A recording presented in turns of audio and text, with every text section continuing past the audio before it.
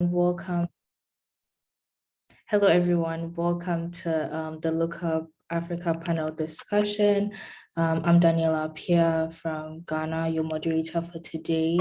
I work with the LookUp Team Leadership Council as well as LookUp Africa, and we are basically here as a way to introduce ourselves, as a way to introduce this new subdivision of LookUp, which specifically just looks into the region of Africa and the issues, pertaining to Africa specifically.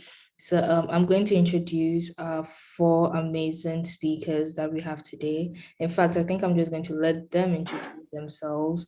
So if anyone would just like to, start off with the introductions, you just have to say your name, where you're from, what you do, anything you want the attendees to, know and stuff like that. Yeah. All right, I think I'll start as the first person to introduce myself. My name is Rinashe J. Magumise, and I'm an IT inspector with the Zambia Intellectual Property Border Crossing Company, which is based in Kambalesa, a border which is between the Democratic Republic of Congo and Zambia. I'm a social media activist, and I took an avid interest in social media reforms. So I'm really glad to join this panel as a speaker for the first time. So thank you so much for welcoming me. Awesome. Let me go next. I'm Oluwatosin Olabode from Nigeria. I'm a certified digital wellness educator, the author of the Concise Guide to Online Etiquette, and the curator for the No Gadget Hangouts. I'm an adult ally with LookUp and also a member of LookUp Africa that we are trying to set up with this conversation. Thank you. Yeah, I can go next. Hi, I'm Anisha. I'm based in New York. I was a speaker at LookUp last year based on some work I did in artificial intelligence and quantum computing. But this year I'm on the LookUp Africa panel in regards to a product I've done recently called Moana. It's an SMS-based telehealth app that can provide life-saving maternal healthcare tips to mothers all across the Nigeria region. And we're hopeful that this can eventually reduce the maternal and child mortality rate in the region. Okay, hello everyone. My name is Jean-Désiré Kouassi, but you can call me Desi. I am from Abidjan, Ivory Coast. I'm a certified digital marketing consultant. I'm currently the European. Okay,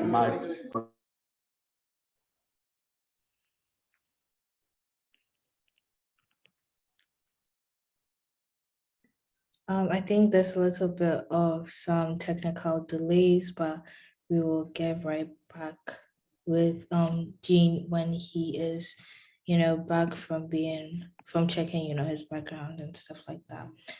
But okay, he's back. Yeah. Okay, so as I was saying, sorry for the noise. I'm like in a open space. So I'm from Abidjan, Ivory Coast, and I'm currently working with the European Commission as a youth funding board member on the focus on digital policies and digital literacy. And I'm also a digital marketing instructor. And currently, I'm working as a freelance contractor with some businesses and companies. And I met LookUp through the Social Dilemma movie after watching it, and then I wrote to Susan, and then from there on, we have been in touch with Oluwatosin and Daniella and the other one, Anisha and Rinashe so far. So glad to be here today. Thank you. Thank you so much for introducing yourselves. So basically the track for today is we're basically talking about healthy digital world and the plans that we have for it. Other plans we have for like an inclusive world and sort of like a more ethical digital world as well. So before we get into, LookUp Africa, I just want us to go over a bit of our views when we watched Social Dilemma when it came out and everything. Like, how did it make you feel learning about all these new stuff? And I know for some of us, it wasn't necessarily new, but it was more of a confirmation of what we already knew.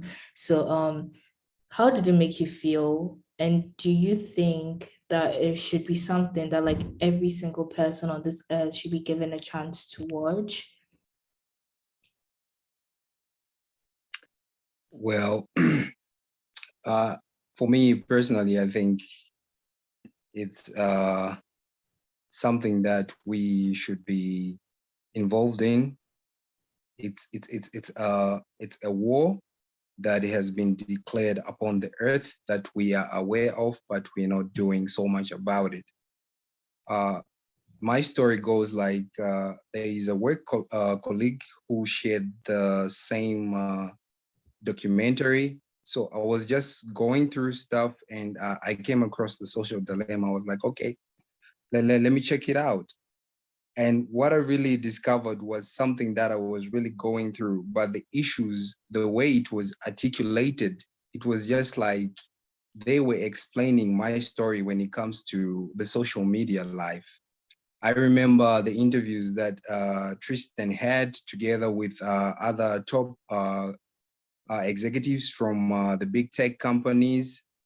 They were talking about social media as the biggest threat to humanity because we have a lot of people that are going through personal difficulties when it comes to social media, but they don't have the solutions on how to tackle the social media dilemma. Now, there we're talking about a lot of things like the way these big tech companies are taking advantage of the people, the information that they collect in order to market their products. For somebody who's just a layman, somebody who doesn't know how things work in the digital world, it's just like something that is funny because you don't really understand most of the times when you accept cookies, you just like, okay, maybe it's just something that I don't know. I just have to accept and browse through the internet. Because the other days I asked a colleague, like, do you know what accepting cookies is on the internet? And, they actually told me that, is it some kind of a biscuit that I'm supposed to get later on? Which was funny because, they don't really know what accepting cookies is. So after watching the social dilemma, I was like, okay, fine. I think as an individual, I think I really need to do something about it. That's how I just started creating groups at work, in the community, gathering people information, sensitizing people on how harmful social media can be if you can't control it. So I think it was something that I really needed, and it opened a way for me to start looking at ways which we can better our digital world, especially in Africa.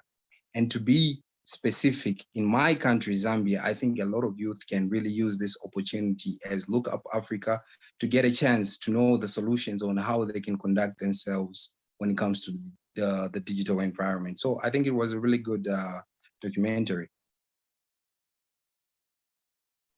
To add to that, I think two things stood out for me.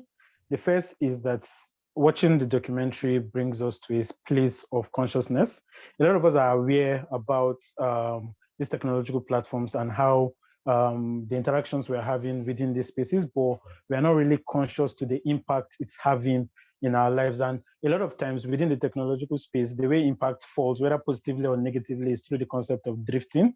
And by definition, drifting is a slow process. So it's usually very difficult to know in the moment or in those moments what's happening until you get to a point and you're like, but this wasn't my intention. Or I didn't plan to spend 5 hours on the internet for instance. So I think one of the key things that it did was that above awareness, it brought a sense of consciousness to how technology has impact on our lives. And then the second, I think, is it's a conversation starter. If I'm to tilt a bit from what the previous speakers said, social media in itself isn't really the problem, but it can become the problem if we haven't figured out ourselves, or we haven't figured out the intentions of why we are online. If you have a particular intention of what you want to achieve or what you hope to achieve within a period of time, it's a bit easier for you to manage your time while online. But if you're just there as a form of escapism or you're just there to while away time, it's very easy for this persuasive design and the gamified context of the technological space to just carry away over a period of time. So I think it's an amazing conversation starter that creates a platform for us to educate ourselves about the things that are happening. And even though the movie was done in US, most of the principles that were spoken about apply to the context of Africa also.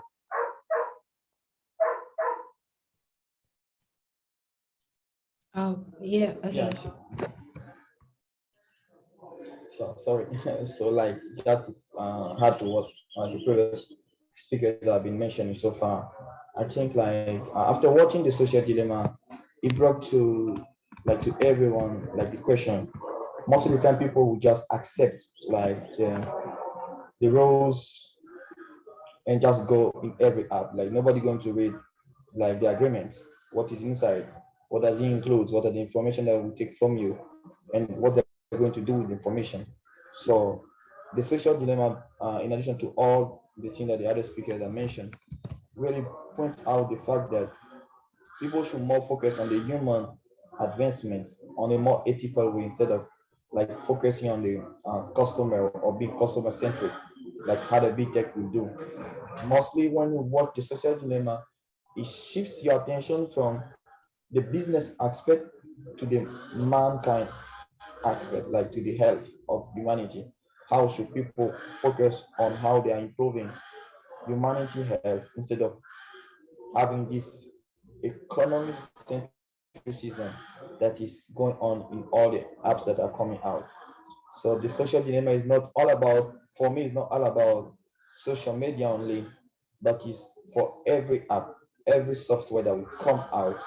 What is the purpose behind it? Is it human focus or is it just making money?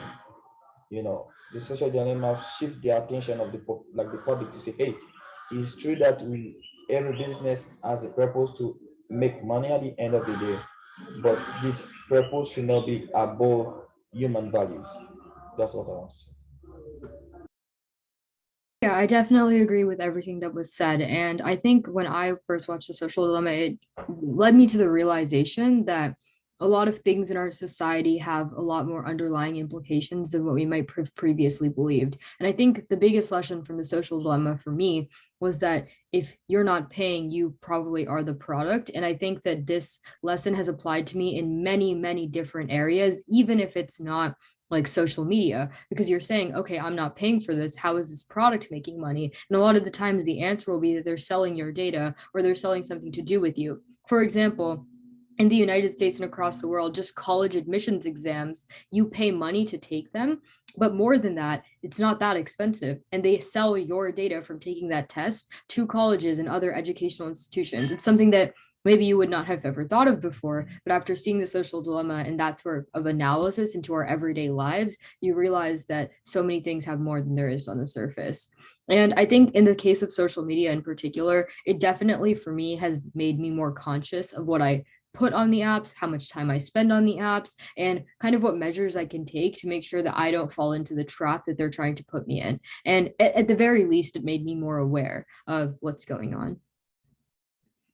Yeah, that is a lot of amazing insights, especially with the college apps and certain things like that. Even when you sign up for like a meeting or just like a college tour or anything, that information you signed up with online can be sent out to other colleges and stuff like that.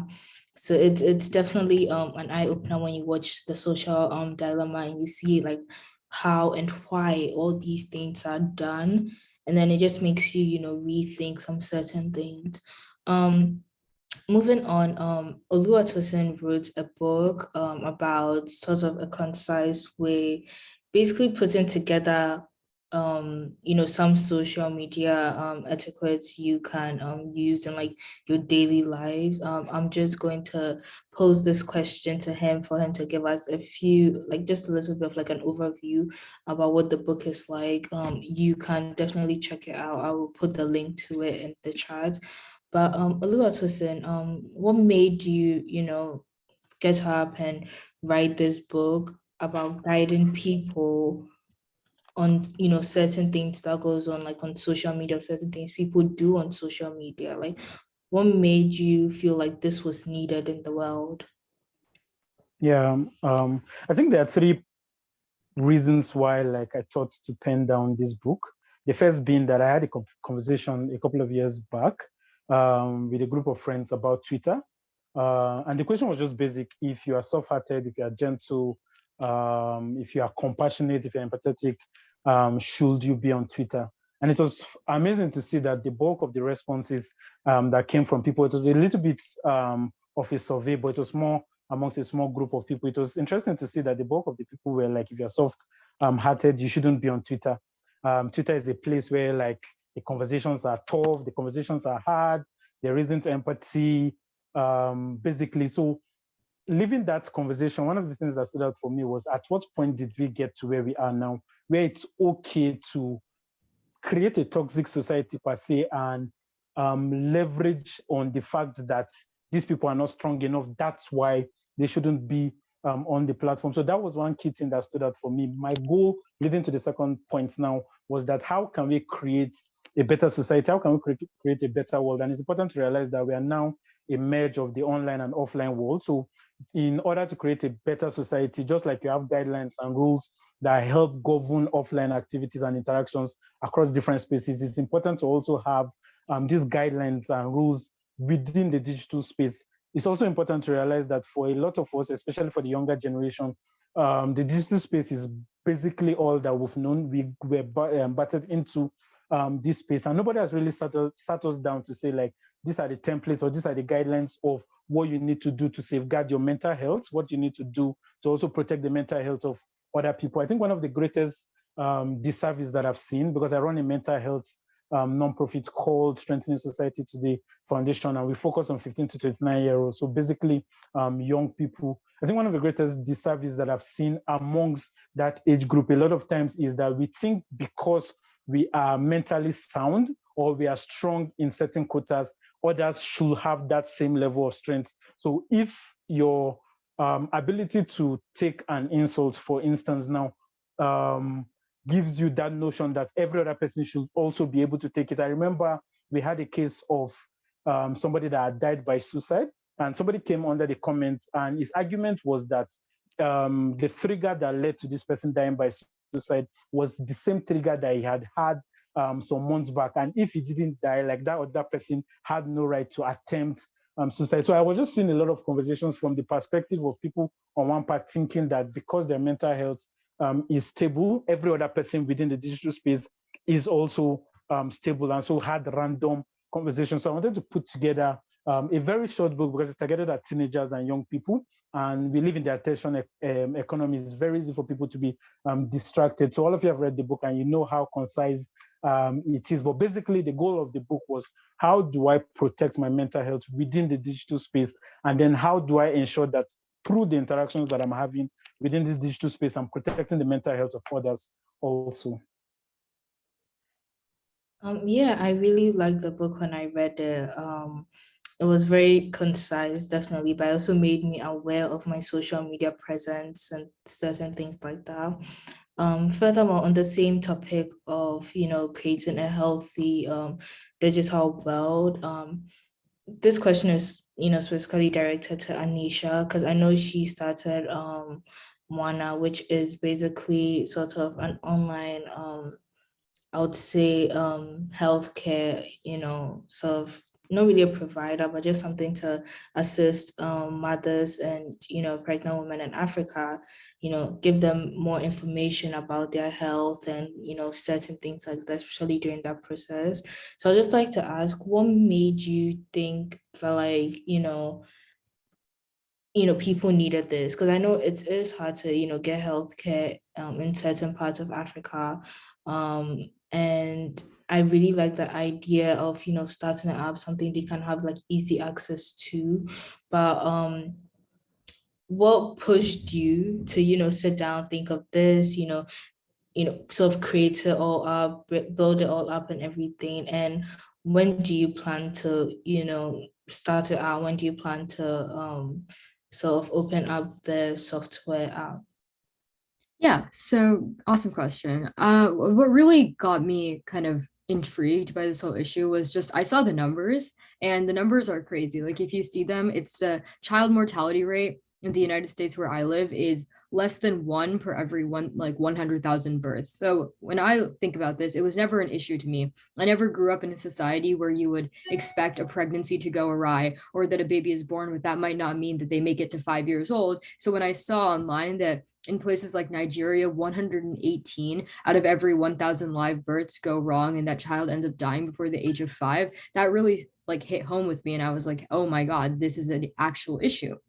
And so I looked a little bit deeper into it. And what got me after that was the fact that breastfeeding was a very natural, easy way to solve the problem. When mothers breastfeed their babies, the antibodies from their breast milk transfers into the child's immune system, giving them immunization against these common diseases that children are dying from, like pneumonia, diarrhea, things that you would never anticipate to be life-threatening to anyone in the developed world.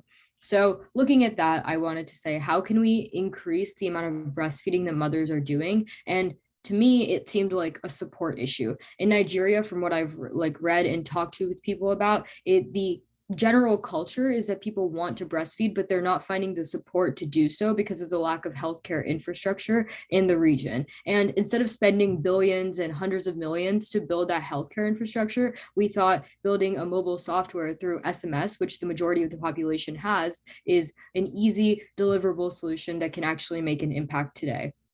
And that's what really got me into it. The app is, when you asked when the app is going to be available, we're still in the build process and we're testing, but you can access the beta version of Moana on Facebook Messenger. It's not available on WhatsApp or SMS just yet. That's kind of where we want to go once we have a better version of the prototype ready, but if there is something out there already.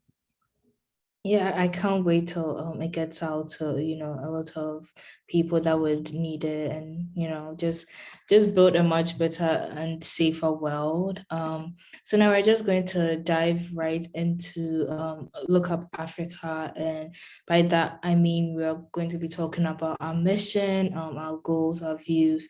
When we first started, it was Oluwatosin and Jean who, were the first, I would say, original two members of LookUp Africa. And I later joined them. And, with the three of us, we've been able to, I think, build a little bit with LookUp Africa and everything. We even have our Instagram out. Please go, follow, like, share at LookUp Africa. So yeah, when we first started, we were just three people. We've been able to, build ourselves up and add, a few more people, but we are still looking for people who are very passionate about, the digital world and creating a much healthier, safer presence, basically in media and certain things like that. So this is just a question I would like to pose to, all the speakers. What do you think are the main goals? No, let me rephrase the question well. What do you think are the main problems, towards Africa in terms of the digital space? And how is that sort of directly related to the goals of, LookUp Africa or LookUp in general? Basically, their goals are to create a healthy digital world, an inclusive world, and basically an ethical digital world. So how do the problems, relate to the goals of LookUp Africa and LookUp? All right, so to answer your question, Daniela, I think the problem with social media is in Africa, specifically, I'm talking about Zambia. I come from a small town called Chililabombwe. It's in the Copper Belt region. It's actually a mining town. We don't really have a lot of youth who are employed, and that is the biggest challenge that we're facing right now. So take, for example, a person who is not employed and a person who has a phone in their hand. What do they do? Like most of the time, they're almost always on internet, because right now the internet is affordable. You can actually buy bundles and surf whenever you want. Now, if you don't have somebody who is employed or who doesn't have extracurricular activities, you have somebody who is always online 24/7. Even if you're employed to a certain extent, your phone might be your closest friend right now. Take, for example, I wake up 4 in the morning, but the first thing that I touch is not even about the alarm clock, because that's always ordinary. When you wake up because of an alarm clock, you have to switch it off. But the first thing that I do before I do anything, even when I'm not working, is I check on my messages, emails, Facebook, Instagram, and WhatsApp. Literally, I spend like 3 or 4 hours on the internet, even if I have plans.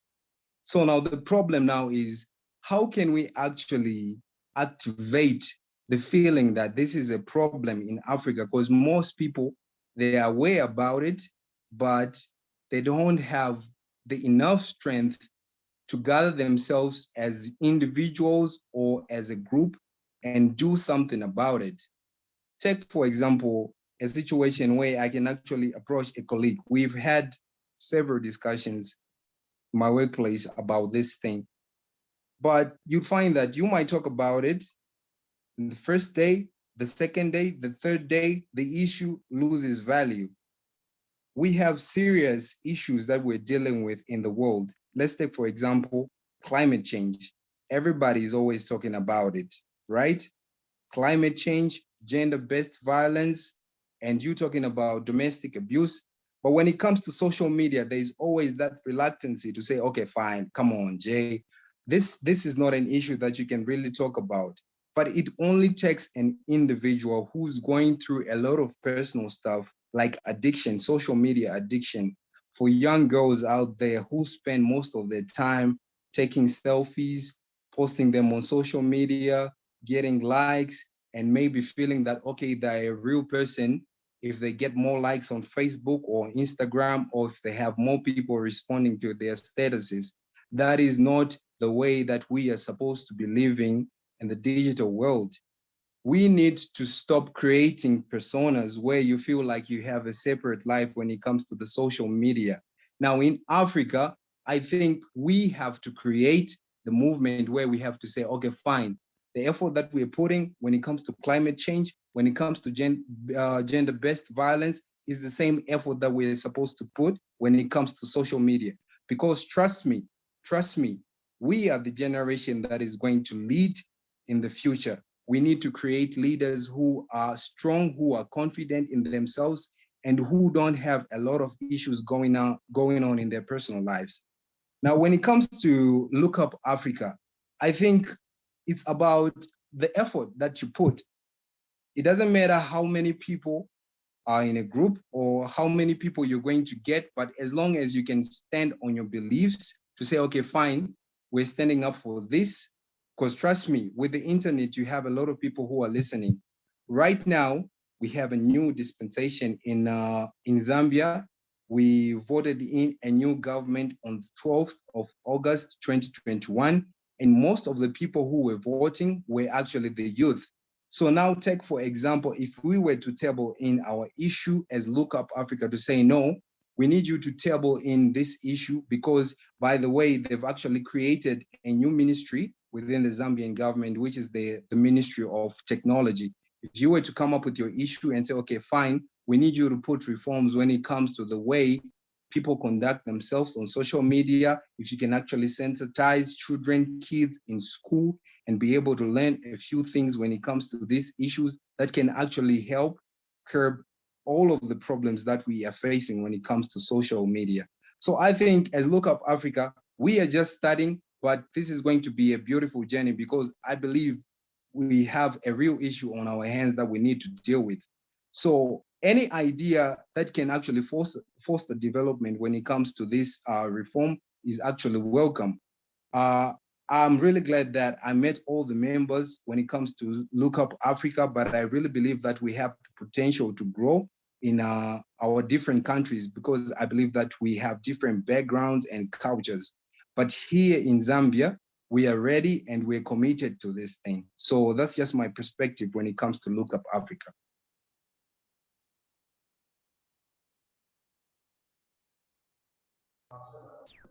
So I may jump in quickly. So regarding like the question asked by Daniel, I think the number one question is the digital literacy. You know, people assume to know about digital world.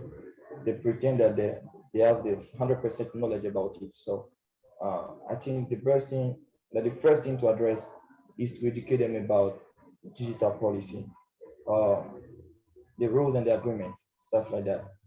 People should know why Facebook exists, why Instagram exists, why this, why that, because most of the people in Africa are led by the crowd. If someone is doing this, they just follow. If someone is doing that, they just follow. And this is what social media is like emphasizing on. As Rena said, when you take, for example, the case of gender-based violence, I think if we teach people that you can use social media, for example, to raise your voice instead of consuming the voice of others, you can definitely have something to say. Because most of the people are just followers, most of them. They are not initiators. So why? Because they don't know that social media is not about liking, it's not about commenting, it's not about sharing. It has another power behind it that you can use to change what you want to see to come true. The second thing that Look of Africa should address, according to me, is having healthy conversation. You know, as we say, it's not about the number. The number is not the matter, even though there is a say that uh, the king is happy in the multitude of his people. But as we are growing up, we will see that if your neighbor is changed, it can change his neighbor. And as the chain is engaged, we go from one to two, two to three, and three to four.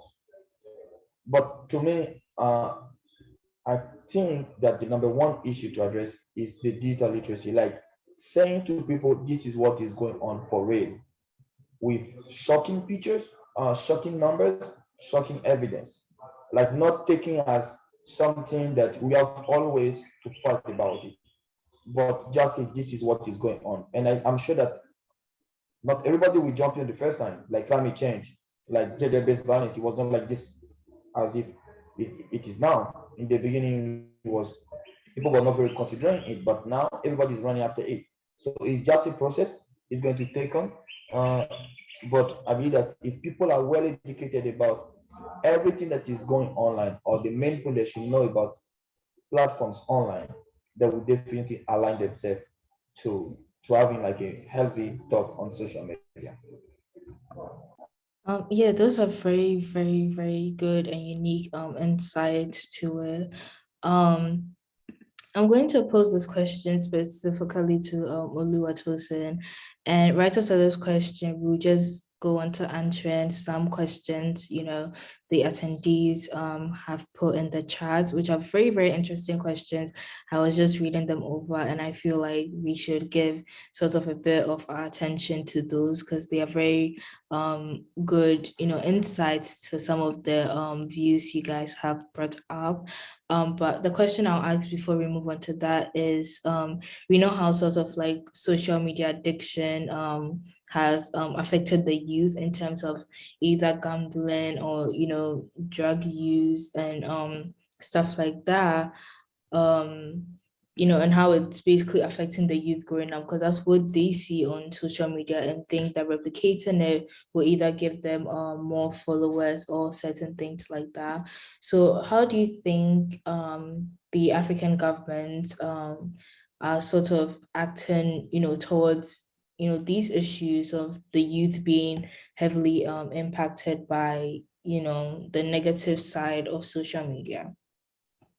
Yeah, I think I'll tilt a bit more towards the digital literacy that Jane spoke about, and I'll tell you why. While we are still pushing and advocating for governments to set up regulations that help build proper policy to ensure that ethical tech platforms are built, that takes a period of time. We are also advocating for these tech giants and just anybody with tech solution generally to create more responsible tech platform. That also is going to take a bit of time. I think the only thing that we have 100% within our control is us and our usage of these platforms. Talking specifically to social media, which was the question that you asked, I have the perception, or my thought is this: social media in itself is not objective, it's subjective.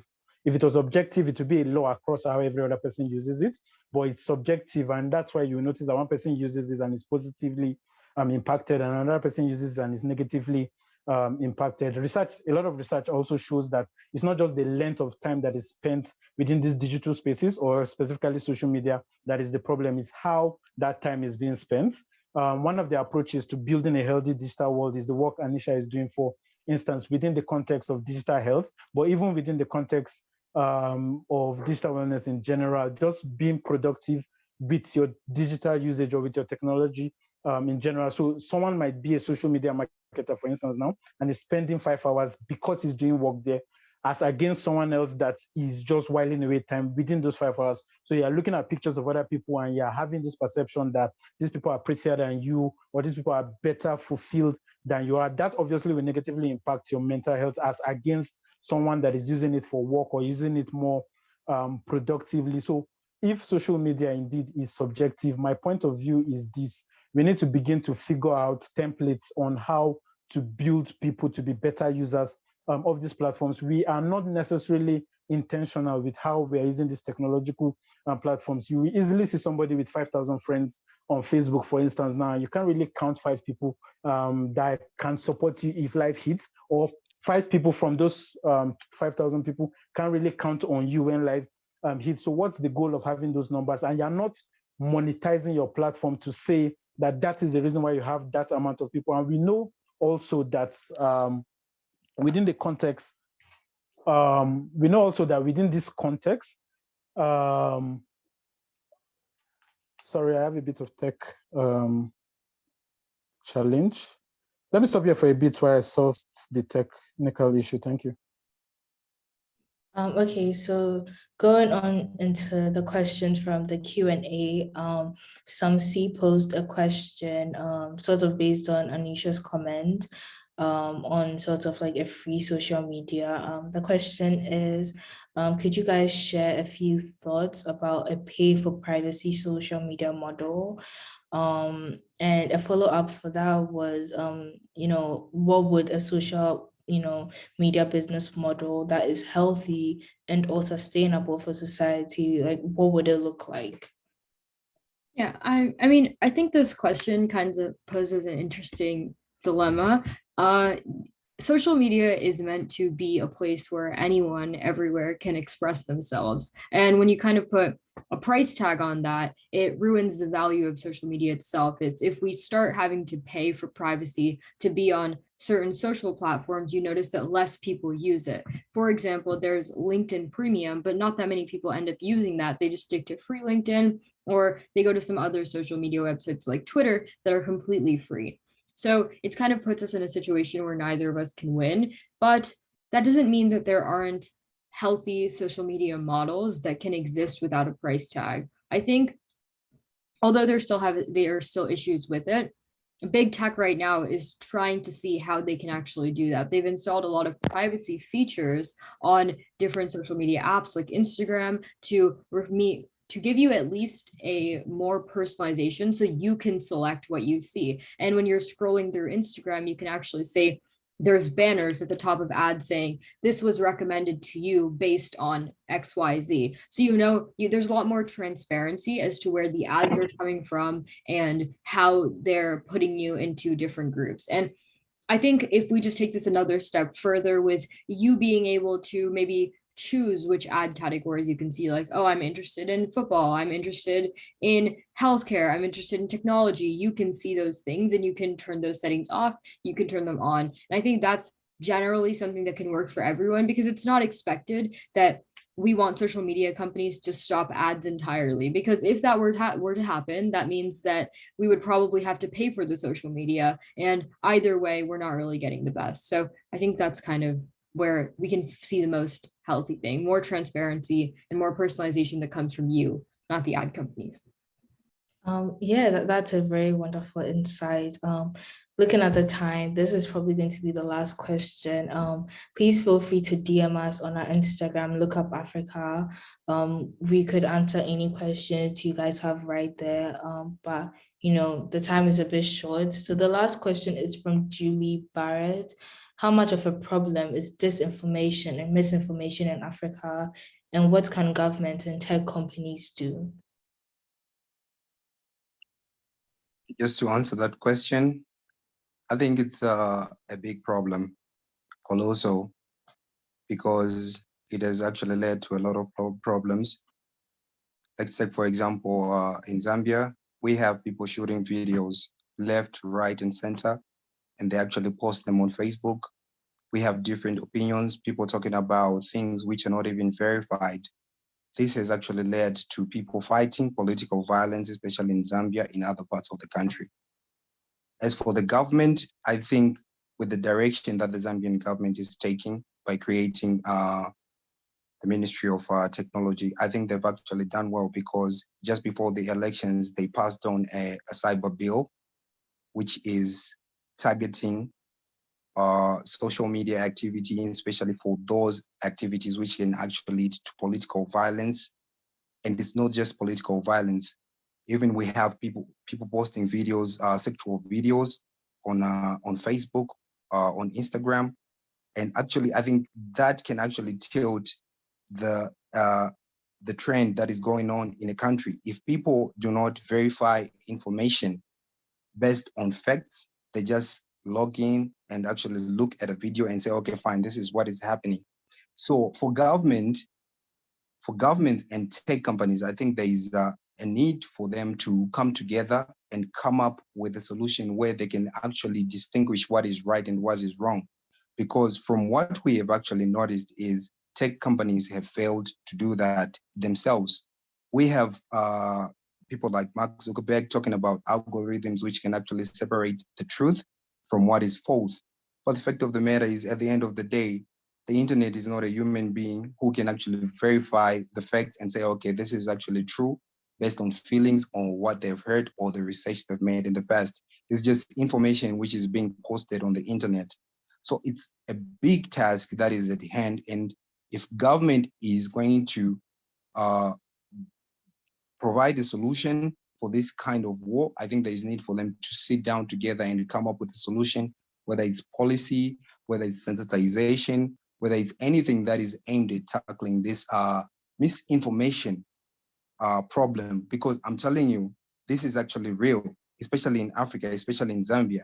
We have political violence, which is created out of social media, people posting Facebook videos and stuff like that. They're fighting, and they're not even verifying the facts. You just have somebody who's angry at a certain political dispensation or something like that. They just take a video of themselves and start talking about different things.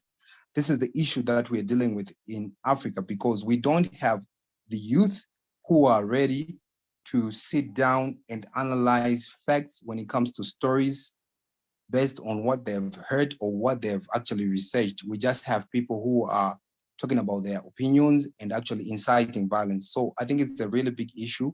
If we are to win this war, government has to sit down with big tech companies and come up with solutions to solve this problem.